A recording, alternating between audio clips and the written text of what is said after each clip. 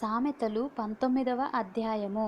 బుద్ధిహీనుడై తన పెదవులతో మూర్ఖముగా మాటలాడువాని కంటే యథార్థముగా ప్రవర్తించు దరిద్రుడే శ్రేష్ఠుడు. ఒకడు తెలివి లేకుండుట మంచిది కాదు. తొందరపడి నడుచువాడు దారి తప్పిపోవును.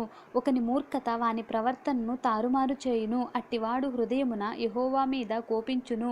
ధనము గల వానికి స్నేహితులు అధికముగా నుందురు. దరిద్రుడు తన స్నేహితులను పోగొట్టుకొనును. కూట సాక్షి శిక్ష నొందకపోడు. అబద్ధములాడువాడు తప్పించుకొనడు.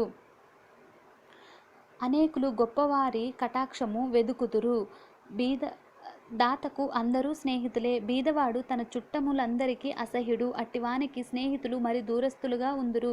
వాడు నిరర్ధకమైన మాటలు వెంటాడువాడు. బుద్ధి సంపాదించుకొనువాడు తన ప్రాణమునకు ఉపకారి.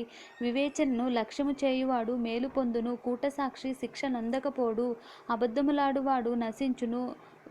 భోగములననుభవించుట బుద్ధిహీనునికి తగదు. రాజుల నేలుట దాసునికి బొత్తిగా తగదు. ఒకని సుబుద్ధి వానికి దీర్ఘశాంతమునిచ్చును. తప్పులు క్షమించుట అట్టివానికి ఘనతనిచ్చును. రాజు కోపము సింహగర్జన వంటిది. అతని కటాక్షము గడ్డి మీద కురియు మంచు వంటిది. బుద్ధిహీనుడగు కుమారుడు తన తండ్రికి చేటు తెచ్చును. భార్యతోడి పోరు ఎర్రతెగక పడుచుండు బిందువులతో సమానము. గృహమును విత్తమును పితరులిచ్చిన స్వాస్థ్యము. సుబుద్ధిగల భార్య యెహోవా యొక్క దానము. సోమరితనము గాఢ నిద్రలో పడవేయును. సోమరివాడు పస్తు పడియుండును. ఆజ్ఞను గైకొనువాడు తన్ను కాపాడుకొనువాడు.